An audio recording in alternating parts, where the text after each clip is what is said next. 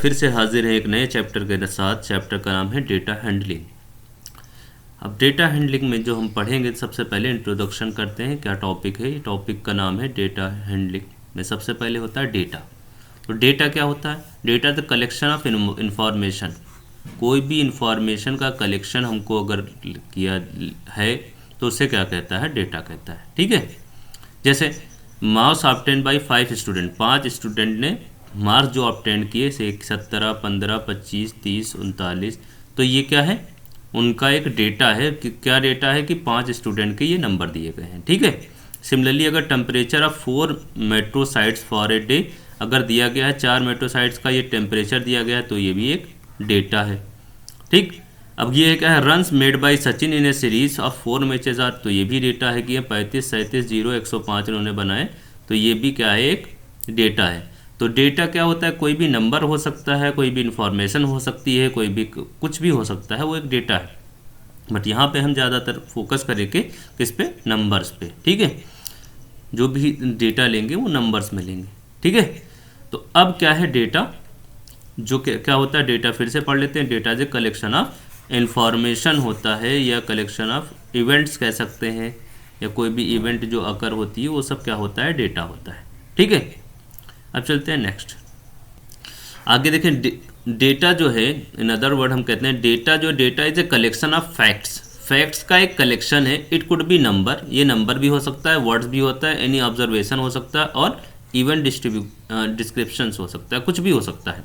ठीक है, अब डेटा को हम क्या करते हैं? हमें जो पढ़ना है तो रॉ डेटा और प्राइमरी डेटा, या इसे कह सकते हैं अनग्रुप्ड डेटा। ये तीनों डेटा एक ही जैसे होते हैं। Collection of data in original form, जो ओरिजिनल फॉर्म हो वही उसी फॉर्म में अगर आपको मिल रहा है तो वो क्या कहलाता है? हमारा रॉ डेटा कहता है। ठीक है, अब क्या है यहाँ पे? अब हमारा क्या है? Collection of data in original form is, ठीक है, फॉर एग्जाम्पल क्या है? 37, 23, 16, 19, 34 एंड 23, 20, 28, ये सब क्या है? इन ओरिजिनल फॉर्म में जो डेटा मिला है वही हमारा डेटा है। ठीक है, तो इसे कहते हैं रॉ डेटा और प्राइमरी डेटा। ठीक है, अब क्या है? दूसरा होता है एरे। अब एरे क्या होता है? Arranging of data in ascending और डिसेंडिंग ऑर्डर। असेंडिंग या डिसेंडिंग ऑर्डर में किसी भी डेटा को करना, मतलब अरेंज करना, क्या कहलाता है? एरे कहलाता है। Order of magnitude is called an array. Arranging data in ascending और descending order of a magnitude is called an array. ठीक है, अब क्या है? इसी डेटा को हमने क्या किया? एक डेटा लिया 5, 16, 19, 20, 23, इसको असेंडिंग ऑर्डर में हमने लिख लिया। सिमिलरली उसी डेटा को हमने क्या किया? यहाँ पे डिसेंडिंग ऑर्डर में लिख लिया। तो ये हमारा क्या है? असेंडिंग और डिसेंडिंग ऑर्डर में हमारे डेटा को दिया गया। अब यहाँ पे क्या है? फ्रीक्वेंसी। अब देखो इसमें ये सब चीज़ें जो हैं ये सब इंपॉर्टेंट चीज़ें हैं। अब फ्रीक्वेंसी क्या होती है? Number of times the same observation occur. एक ऑब्जर्वेशन कितने टाइम अकर हो रही, कितने बार एक इवेंट अकर हो रहा है, कितने बार हो रहा है, वो हमारी क्या होता है? और हमारी वही होती है फ्रीक्वेंसी। ठीक है, तो अब फ्रीक्वेंसी की बात जब करें तो इसमें देखो 38 एक मरतबा आया है तो 38 की फ्रीक्वेंसी 1 है, 37 की फ्रीक्वेंसी 1 है, 36 की फ्रीक्वेंसी 1 है, 34 की फ्रीक्वेंसी 1 है। ठीक है, अब 23 तीन टाइम आया है, 23 की फ्रीक्वेंसी कितनी है? 3 है। ठीक है, 20 एक बार आया, 19 एक बार है, 16 एक आया, 5 एक बार। तो ये सब इसकी फ्रीक्वेंसी क्या होती है? कितने बार कोई डेटा आया हुआ है वो होती है इसकी फ्रीक्वेंसी। ठीक है, अब क्या होता है? रेंज का the difference between highest value and the lowest value of observation in data is called, क्या कहलाती है? रेंज। अब देखो जैसे 38 है हाईएस्ट वैल्यू और 5th है लोवेस्ट वैल्यू। जब हम अरेंज कर लेंगे असेंडिंग या डिसेंडिंग ऑर्डर में तो हमको पता चल जाएगी हाईएस्ट वैल्यू और लोवेस्ट वैल्यू। तो हमारी सबसे हाईएस्ट वैल्यू और सबसे लोवेस्ट वैल्यू को हम माइनस कर देंगे तो वो क्या कहलाएगी? हमारी रेंज कहलाएगी। ठीक है, तो अब ये हमारी ये असेंडिंग ऑर्डर में था 36, 37, ये इस डेटा को हमने इन असेंडिंग ऑर्डर में कर लिया। असेंडिंग ऑर्डर में हाईएस्ट वैल्यू 38, लोवेस्ट वैल्यू 5, मैंने माइनस कर दी तो ये 33 क्या आ गई? इसकी रेंज आ गई। ये सब हमारी क्या है? ये हमारी ये रेंज है। ठीक है, अब क्लास मार्क और मिड वैल्यू। क्लास मार्क और मिड वैल्यू क्या होती है? जो मिडिल की वैल्यू। तो मिड वैल्यू अगर कोई इंटरवल दिया है, क्लास इंटरवल दिया गया है, जैसे हम इंटरवल पढ़ा चुके हैं, जैसे 0 से 10, 10 से 15, ऐसे टाइप से इंटरवल दिए होते हैं, तो वो क्या होती है? हमारा class interval is called the it calls marks या क्लास मार्क्स कहलाता है। तो अपर लिमिट और लोअर लिमिट का सम करो और डिवाइड बाई 2 कर दो तो इसकी एवरेज निकल आती है, वही हमारी क्या होती है मिड वैल्यू। अब क्लास मार्क्स में इंटरवल दिया है 10 to 20 दिया गया है। अब 10 to 20 तो हम दोनों ऐड कर देंगे, डिवाइड बाई 2 कर देंगे, 15 क्या हो जाएगा हमारा क्लास मार्क्स हो जाएगा। अब क्लास इंटरवल क्या होती है और साइज और विथ, तो क्लास इंटरवल साइज और विथ सब एक ही चीज़ होती है। तो the difference between the upper and lower class limit is called the होता है विथ। जैसे आपका अपर लिमिट हमारी क्या है 20 है, लोअर लिमिट क्या है 10 है, तो इनका जो डिफरेंस है 10 to 20 में 20 माइनस 10 कितना आया 10 आया।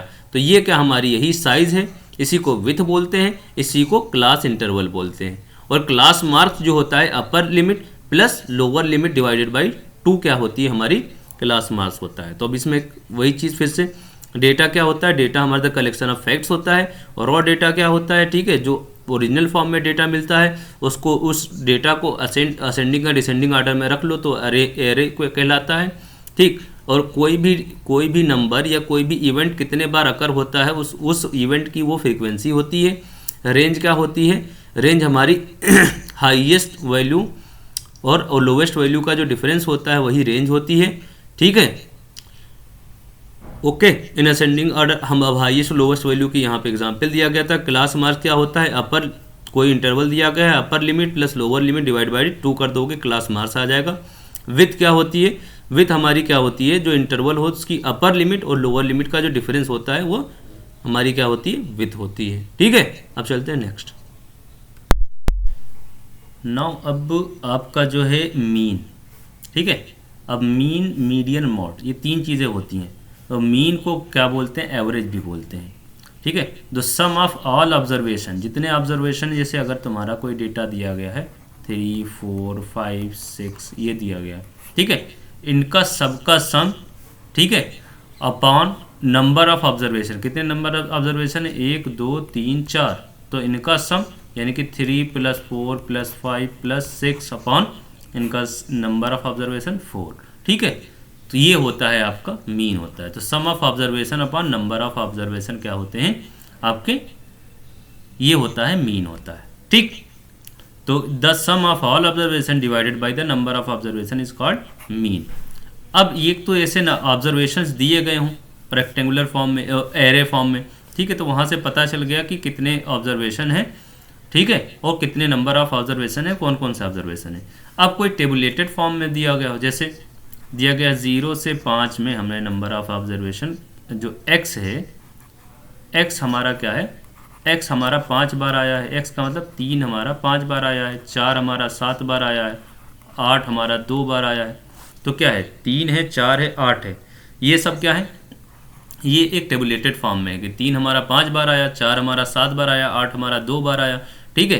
तो ये फ्रीक्वेंसी होती है और ये हमारे क्या होते हैं ऑब्जर्वेशन होते हैं, ठीक है, ये ऑब्जर्वेशन है। तो इनको करने के लिए हम क्या करते हैं, फ्रीक्वेंसी, जैसे x1 कितने बार आया है उसकी फ्रीक्वेंसी, ठीक। अब फ्रीक्वेंसी क्या होता है, जो जितने बार आता है उतनी उसकी फ्रीक्वेंसी होती है। तो x1 जितने बार आया वो उसको मल्टीप्लाई करेंगे x1 से, फिर f2 x2 की फ्रीक्वेंसी प्लस f3 x3 की फ्रीक्वेंसी, उनको सम कर मतलब मल्टीप्लाई करके सम कर लेंगे अपॉन सब फ्रीक्वेंसी का सम, ठीक है, ये कर देंगे, ये होता है मीन। जब ये हमारा इस टाइप से दिया गया होता तो इफ़ एन ऑब्जर्वेशन आर क्या है x1 x2 x3 xn है एंड दियर रेस्पेक्टिव फ्रीक्वेंसीज क्या है f1 f2 f3 fn है, देन तो हमारा मीन क्या होता है f1 x1 plus f2 x2 plus 1 जो है fn xn upon f1 plus f2 plus fn, ठीक है। ये सिग्मा से भी लिख सकते हैं, sigma fn x upon sigma fn, ठीक है। तो अगर इस तरीके से अगर हमने जैसे इस ये डेटा लिया कि हमारा क्या है 3 हमारा 5 बार आया है, तो 3 हमारे क्या है x1 हमारा, यहाँ से x1 हमारा 3 है, ठीक है, और x2 हमारा क्या है 4 है, ये x1 है, ये x2 है, ये x3 है, और ये हमारा f1 है, ये हमारा f2 है, ये हमारा f3 है। तो x1 अब हमारा क्या f1 x1 यानी कि यहाँ से क्या हो जाएगा 3 multiplied by 5 plus f2 x2, तो यानी कि क्या हो जाएगा 4 multiplied by 7 plus f3 x3 यानी कि 8 मल्टीप्लाइड बाई 2, तो ये हो गया, ठीक है। अब फ्रीक्वेंसीज क्या है 5 + 7 + 2 अपान में क्या आ जाएगा 5 + 7 + 2, ठीक है। अब इसको हम सॉल्व कर लेंगे। 5 दिए 15 प्लस 7 चौक 28 प्लस 8 दूनी 16 डिवाइडेड बाई कितना हो जाएगा 7 5 12, 12 और 2 14। ठीक है, अब इनको ऊपर ऐड कर देंगे, वो 14 से डिवाइड कर देंगे, ये हमारा निकल आएगा मीन। ठीक है, तो अब क्या हुआ, हमारा मीन दो टाइप से था, x1 x2 x3 अगर दिया गया हो इस टाइप से तो ये मीन ये हो गया, और अगर टेबुलेटेड फॉर्म में दिया गया हो तो ये इस तरीके से मीन निकालेंगे। ठीक है, अब मॉड क्या होता है। मॉड अगर हमें जैसे कोई दिया गया है the observation that occur the most in the given data is called mod. कोई भी डेटा दिया गया हो उसमें जो जब सबसे ज़्यादा मर्तबा आया हो वो क्या होता है, मॉड कहलाता है। अब क्या होता है, कोई दो चीज़ें बराबर बराबर टाइम आ रही हो तो दोनों मोड में आ जाते हैं, तो मोड जो होते हैं एक से ज़्यादा हो सकते हैं। ठीक है, जैसे 4 5 3 4 3 2 4 6, हियर 4 क्या आया है, 4 बार आया है। ठीक है, कि हाँ 1 2 3, ठीक है 3 बार आया है, 4 तुम्हारा 3 मरतबा आया है और कोई से इतनी मरतबा नहीं आया है, तो हियर तो mode is 4 because 4 occur most time, सबसे ज़्यादा टाइम क्या आया है, 4 आया है। ठीक है, अब इस तरीके से हम क्या होगी, अगर फ्रीक्वेंसी में दिया गया हो, क्या हो दिया गया हो, जैसे हमारा 3 हमारा 5 बार आया है, 2 हमारा 7 बार आया है जैसे, और 5 हमारा 8 बार आया है, कुछ ऐसे दिया गया हो, तो सबसे ज़्यादा फ्रीक्वेंसी किसकी है, 5 की है, तो हमारा क्या हो जाएगा, मॉड क्या हो जाएगा, 5 हो जाएगा। ठीक है, तो इस तरीके से फ्रीक्वेंसी भी हम बता सकते हैं कि कौन कितने मरतबा आया है, तो उस तरीके से हम बता पाएंगे कि मॉड क्या है, मीन क्या है, मीडियन मॉड क्या है और मीन क्या है, उस तरीके से ये हो पाएगा फ्रीक्वेंसी भी दी गई हो तो। अब क्या होता है मीडियन। मीडियन मतलब माध्यिका यानी कि मिडिल टर्म। ठीक, तो middle term the middle value when the data are ascending और डिसेंडिंग ऑर्डर। सबसे पहले डेटा को असेंडिंग या डिसेंडिंग ऑर्डर में करना है, फिर if there are 2 number in the middle find the mean average of the those 2 number. ठीक है, अब देखो क्या है, अगर क्या है ऑब्जर्वेशन कैसे हैं, ऑड है। ऑड मतलब जैसे 3 है, जैसे 1 है 3 है 5 है, ये 3 ऑब्जर्वेशन है, तो मिडिल में क्या आया, ये बीच वाला आया। ठीक है, तो हम क्या करते हैं n+1 डिवाइडेड बाई 2, n क्या है मतलब 3 ये ऑब्जर्वेशन है, +1 कर देंगे तो 3 + 1 डिवाइडेड बाई 2th टर्म जो होता है, इसका जो टर्म आएगा वही हमारा क्या होगा, मीडियन होगा। तो 3 + 1 कितना है, 4/2, तो 2 दूना 4, तो सेकंड टर्म जो होगा, सेकंड टर्म इसका क्या होगा, वो होगा इसका मीडियन। तो सेकंड टर्म हमारा क्या है, 3 है। ठीक, लेकिन अब अगर यही क्या हो, इवन के बजाय ऑड हो, ऑड के बजाय इवन हो, तब इवन होगा तो हम मीडियन वाला बता नहीं पाएंगे भैया, दिक्कत हो जाएगी। तो जैसे हमारा दिया गया है 3 5 7 8, अब इसमें क्या है, 4 है, नंबर ऑफ टर्म्स कितने हैं, 4 हैं। ठीक है, तो ऑब्जर्वेशन कितने हैं, 4 हैं, तो अब हमको मीडियन निकालना है। तो मीडियन निकालने के लिए क्या करते हैं, n/2th टर्म, तो n/2 मतलब 4/2th टर्म, तो कितना हो जाएगा 2 सेकेंड टर्म, प्लस n+1, यहाँ पे थोड़ा गलत लिखा है, n+1 लिखा है, ये यहाँ पे ये नहीं, ऐसे नहीं होता है, n/2 + 1th टर्म होता है ये। ठीक है, तो n/2 + 1th टर्म, तो n/2 यानी कि 4/2, तो 4/2 2 आ जाएगा, +1 तो हमारा थर्ड यानी कि थर्ड टर्म। ठीक है, उनको दोनों को ऐड कर लेंगे, थर्ड टर्म क्या है, सेकंड टर्म हमारा 5 है, थर्ड टर्म 7 है, तो 7 5 + 7 उसका एवरेज ले लेंगे डिवाइड बाई 2 अपान में 2, तो 7 5 12/2 यानी कि 6 आ जाएगा इसका मीडियन। ठीक है, तो अब अगर इवन होगा या ऑड होगा, उस तरीके से हम मीडियन निकालने का मीडियन कैसे निकालेंगे। इवन होगा तो n+1/2, ऑड होगा तो n+1/2 डायरेक्ट टर्म, और इवन होगा तो n/2th term plus n/2 + 1th term.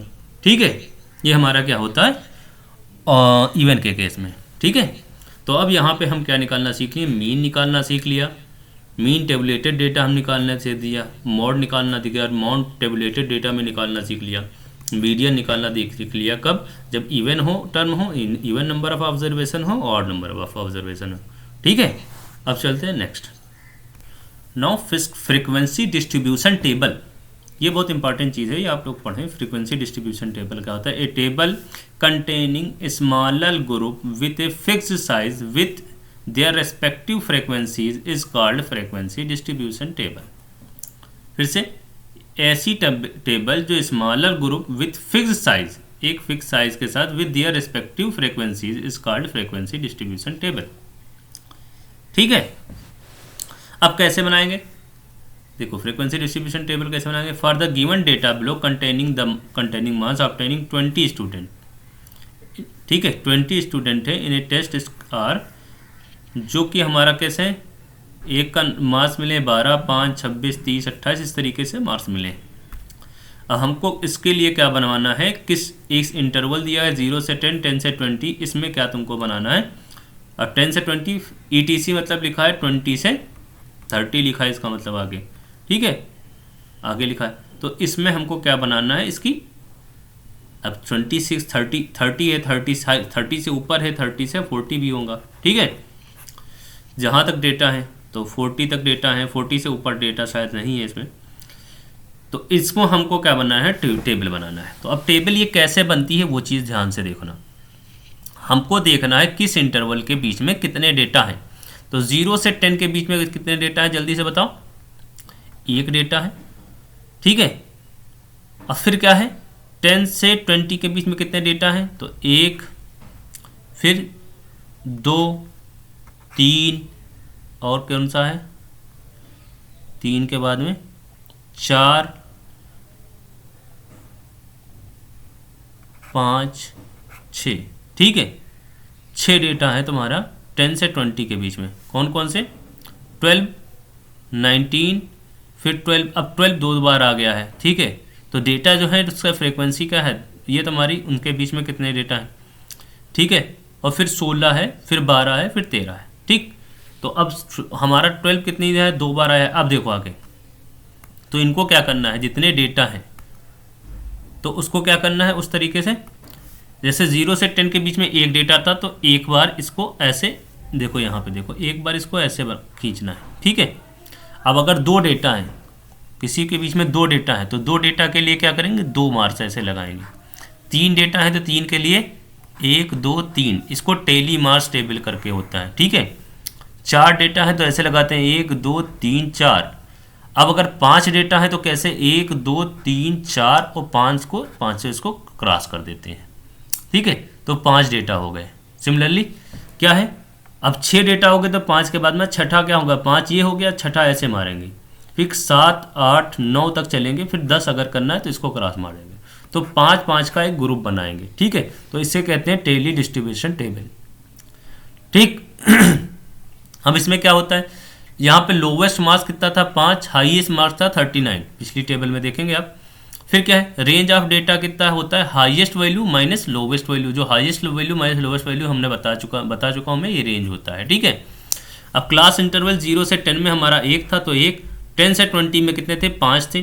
ठीक है, एक हमारा रिपीट हो रहा था।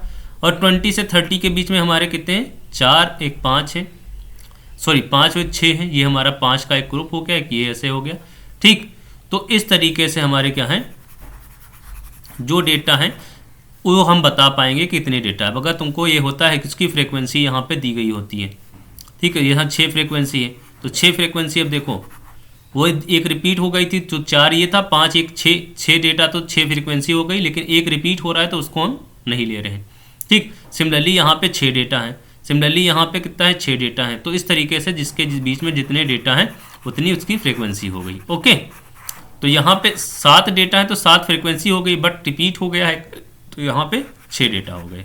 ठीक, तो इस तरीके से हमारी फ्रीक्वेंसी डिस्ट्रीब्यूशन टेबल बनती है। ठीक है, वो यूजिंग टेली मार्क्स। ठीक है, तो ये हमारी हो गई फ्रीक्वेंसी डिस्ट्रीब्यूशन टेबल। समझ में आ गई होप सो। अब चलते हैं next, bar graph and histogram. अब बार ग्राफ और हिस्टोग्राम क्या होता है? Bar graph showing the information by rectangular script, ये हम पढ़ा चुके हैं पिछले वीडियोस में, आप जाएंगे तो हमने पढ़ाया था। तो उसमें था, मतलब ग्राफ के बारे में पढ़ाए थे, तो वहाँ पे बार ग्राफ, रेक्टेंगुलर और ये सभी ग्राफ, हिस्टोग्राम वगैरह सब मैंने पढ़ाए थे। ठीक है, तो आप वहाँ पे जाके देख भी सकते हैं, फिर भी यहाँ पे हम फिर से रिपीट कर दे रहे हैं। बार ग्राफ क्या होता है? Showing information by rectangular strip rods for each information separately with proper gap between each strip on graph. ठीक है, ग्राफ पेपर में दो सभी स्ट्रिप के बीच में प्रॉपर गैप होना चाहिए, एग्जैक्ट गैप। ठीक है, ग्राफ पेपर इस कॉल्ड क्या कहलाता है? बार ग्राफ कहलाता है। हिस्टोग्राम क्या होता है? Showing the information by rectangular strip same type के rod for each information without giving gap. यहाँ पे दोनों फर्क क्या है? विदाउट गिविंग गैप है और यहाँ पे प्रॉपर गैप है। ठीक है, with A proper gap between strips on a graph paper is called histogram. ठीक है, एक में गैप रहेगा, दूसरे में गैप नहीं रहेगा, दोनों में क्या होगा? रेक्टेंगुलर एक रॉड से या स्ट्रिप कह सकते हो, उससे हम शो करेंगे। ठीक है, ओके। तो अब इसको हम क्या है, फिलहाल तो बाई ऑब्जर्वेशन हमने क्या किया है, यहाँ पे यूजिंग बार ग्राफ हमने यूज़ किया। तो यहाँ पे क्या है? शॉपकीपर है, WMBGA है, तो इनका टेली मार्च का है 28 है, तो ये हमको 5, 5, 10, 5, 15, 5, 20, 5, 25 और 3, 28, तो 28 नंबर फ्रीक्वेंसी ये दी गई है। ठीक है, ये टेली मार्च दिए गए हैं। M के इसलिए 15 है, इसके 5 है, इसके 12 है। ठीक है, the bar graph is data can be drawn as follows. कैसे बार ग्राफ के जरिए? तो वुमेन के पास ये है, W क्या है? वुमेन है, M मैन है, B बॉय है, G गर्ल है। ठीक है, तो ये इसके कितने हैं? 28 हैं, तो यहाँ पे 28 से शो कर दिया। इसका मेन का हमारा ये है। ठीक, इसी तरह बॉय का है ये 5 और इस गर्ल का कितना है? 12, तो इसका था 15। ठीक है, मेन का। तो नंबर ऑफ शॉपकीपर्स, ठीक है, नंबर्स ऑफ शॉपकीपर्स ये दिए गए हैं, वो ये वुमेन में ये शॉपकीपर्स के नेम्स दिए गए। ठीक है, तो इस तरीके से ये हमारा शो किया गया है बार ग्राफ के जरिए, ये टेली मार्च की टेबल को शो किया गया है। ठीक है, अगर हम इसी को शो करते कौन से? हिस्टोग्राम से, तो उसमें क्या होता है? हिस्टोग्राम में क्या होता है? बीच में गैप नहीं होता है, वो हिस्टोग्राम में शो हो जाता है। ठीक है, तो ये हिस्टोग्राम में है, वही हमने शो कर दिया है। ये 5 है, ये फिर ये 15, इस तरीके से। Number of girls of class, ये तुम्हारा showing the number of girls with, ठीक है, नंबर ऑफ गर्ल्स हमको हम शो कर रहे हैं विद देयर हाइट्स, उसकी हाइट के इन centimetre in different height ground of class 8। ठीक है, तो ये है क्या? 125 सेंटीमीटर, 130 सेंटीमीटर की, ये इस तरीके से हाइट इन सेंटीमीटर्स और नंबर ऑफ गर्ल्स। ठीक है, तो ये एक गर्ल है, यहाँ 2 girl, 3 girl, 4 girl, 5, 6 girl, 7 girl. ठीक है, तो इनकी नंबर ऑफ हाइट्स ये हैं, और ये नंबर ऑफ गर्ल्स हैं और ये उनकी हाइट है इन सेंटीमीटर में। ठीक है, तो यूजिंग हिस्टोग्राम, तो हिस्टोग्राम में गैप नहीं दिया गया और उसमें क्या था? उसमें गैप था, प्रॉपर एक गैप दिया गया था। ठीक, तो अब हम फर्क कर पा रहे होंगे कि हमारा बार ग्राफ क्या होता है और हिस्टोग्राम क्या होता है। ठीक है, अब नेक्स्ट हम चलते हैं। नेक्स्ट जो है आपका वो है पाई चार्ट। अब पाई चार्ट क्या होता है? पाई चार्ट एक सर्किल के अंदर बनाया हुआ चार्ट होता है, जैसे उसको शो करते हैं इस तरीके से। पहले चार्ट देख लो, ये है पाई चार्ट आपका, ए पाई चार्ट। ठीक है, इस circular chart divided into sector क्या होते हैं? ये सब एक सेक्टर है, ये भी एक सेक्टर है, ये भी एक सेक्टर है, ये भी एक सेक्टर है, ये भी एक सेक्टर है। Each sector shows the relative size of each value. ठीक है, तो अब जैसे यूके का साइज ये है, ऑस्ट्रेलिया का ये है, जर्मनी का ये है, फ्रांस का ये है और यूएसए का ये है, तो इन सब के साइज का एक एक सेक्टर ये शो कर दिया गया और उस तरीके से हमें पता चलता है देखकर कि किसका किसका कितना साइज है। ठीक है, तो ये इसको क्या कहते हैं? पाई चार्ट कहते हैं। यही ये आपका है जो है वो क्या है? पाई चार्ट है। ठीक, तो अब पाई चार्ट की यहाँ डेफिनेशन पढ़ लेते हैं। How to draw a pie chart, कैसे करते हैं? Calculate central angle, central angle का बीच का एंगल करते हैं for each formation using formula. ये हमारा सेंट्रल एंगल ऑफ ई मान लेते हैं। तो टोटल वैल्यू जो होती है ऑन वैल्यू ऑफ ई और अपॉन में टोटल वैल्यू मल्टीप्लाइड बाई 360, ये हमारा क्या निकलता है? सेंट्रल एंगल निकलता है। ठीक है, सेक्टर एंगल या सेंट्रल एंगल, सेक्टर एंगल हमारा निकलेगा। ठीक, उसके बाद dry circle of any radius of your choice, कोई भी रेडियस का आपको क्या बनाना है? एक सर्किल बना लेना है। ठीक, फिर draw one radius of make first central angle. ठीक है, उसके बाद draw another angle and so on. इसी तरीके से एक एंगल ऐसे बना लिया, फिर दूसरा का एंगल का ये बना लिया, तीसरा का ये बना लिया, चौथा का ये बना लिया। तो other part colour each part of circle by different colours. तो ये इस तरीके से तुम्हारा जो बन जाएगा वो आपका क्या होगा? इस तरीके से इन्होंने क्या किया? एक रेडियस निकाल ली, सबका ये एंगल निकाल लिया बीच का, जो सेंट्रल एंगल निकलता है। एंगल निकालने के बाद उसी एंगल से हमने क्या बना दिया? अलग अलग रेडियस से उसको यहाँ पे डिवाइड कर लिया। ठीक है। तो ये जो हमारे ये सेक्टर होंगे इनको कलर कर दिया, यही हमारा क्या होता है, पाई चार्ट होता है। ठीक है। अब पाई चार्ट के बाद में हम पढ़ते हैं आपका ये प्रोबेबिलिटी। थोड़ी सी प्रोबेबिलिटी आपको पढ़नी, बहुत ज़्यादा नहीं पढ़नी है।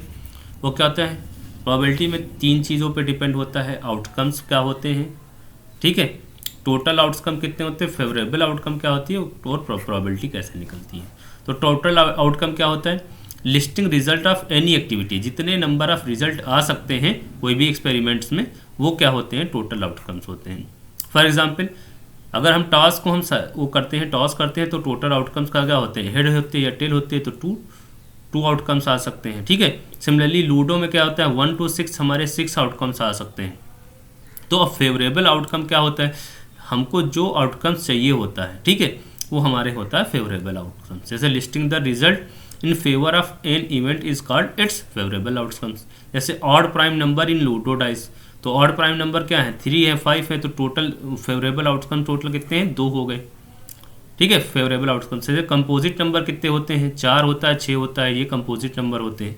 तो ये हमारे फेवरेबल आउटकम कितने हैं, 2 हैं। ठीक है। इवन प्राइम नंबर कितने हैं, 2 हैं। ठीक है, क्यों, 2 और 5 2 इवन प्राइम नंबर हैं। तो ये हमारे क्या है, फेवरेबल आउटकम्स हैं। ठीक है। और टोटल आउटकम्स कितने हैं, 6 हैं। तो इनसे हम क्या निकालेंगे, प्रोबेबिलिटी कैसे निकलेगा, नंबर ऑफ फेवरेबल आउटकम्स को डिवाइड अपॉन में क्या होता है, टोटल नंबर ऑफ आउटकम्स। जो फेवरेबल आउटकम्स हो उसको डिवाइड कर दो टोटल नंबर ऑफ आउटकम्स से, तो ये क्या निकलता है, हमारा प्रोबेबिलिटी निकल जाती है। ठीक है। अब क्या करते हैं, फाइंडिंग प्रोबेबिलिटी। हम क्या करेंगे, लूडो का डाइव थ्रो किया, throwing A ludo dive, finding the probability of getting. तो इवन प्राइम नंबर की कितनी प्रोबेबिलिटी होगी, ऑड प्राइम नंबर की क्या प्रोबेबिलिटी होगी। ठीक है। सिमिलरली कंपोजिट नंबर की क्या प्रोबेबिलिटी होगी। ठीक है। ए नंबर ग्रेटर देन 1 की क्या प्रोबेबिलिटी होगी। तो अब हम even prime number of favourable outcome, तो इवन प्राइम नंबर कितने होते हैं, एक ही इवन प्राइम नंबर है, वो है 2। ठीक है। तो 1, टोटल आउटकम कितने हैं, 6। 1 से 6 तक कोई भी आउटकम आ सकता है, तो इसकी प्रोबेबिलिटी क्या होगी, 1/6।